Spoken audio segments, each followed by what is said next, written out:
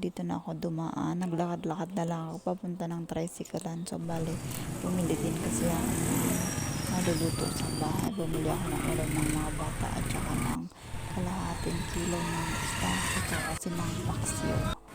So, ayun, pagdating dito, dire-diretso lang ako. Tapos, pumunta ako dito sa gilid. Bumili ako ng tinapay. So, bali, hindi ko na yung nag-videoan kasi nga medyo umuulan.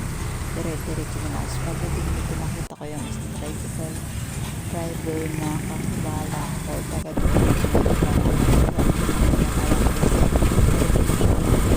Pagdating dito, dire-diretso na ako. Pagdating sa bahay, yan, ang saya-saya. Nakikabutan ko silang nanonood ng Train to Busan. So, bali naalala ko yung palabas na yun. Sobrang tagal na nun. Ano ba yun? Elementary pa lang ako palabas na yun. So, ayan. Andyan silang lahat. So, ayan, nagluto na ako dyan ako na nagluto ng gulay na pechay at saka nagprito ko ng konting isda. Yung iba pinaksi ko tsaka yung longganisa na ulam nila naman.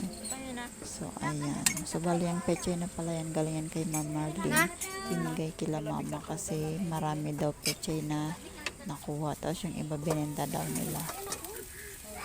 So, bali yung longganisa favorite kasi yan yun kaya nang binibili ko sa kanya. So, bali dito pa lang sa Pulang bili na ako ng ulam kasi kapag nasa Ligaw na ako medyo malayo siya sa pupunta pa ako dun sa looban para dun bumili ng mga gulay or something kasi nandoon yung palengke. Pero pag dito sa LCC pwede naman kasi syempre iba yung presyo doon at saka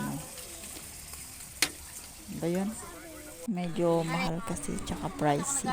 Tapos hindi ka makakita ng mga gulay doon or something na pwede mong pilhin. So ang bali yan, tapos na ako magluto dyan. So nagpapaksi na lang pala ako.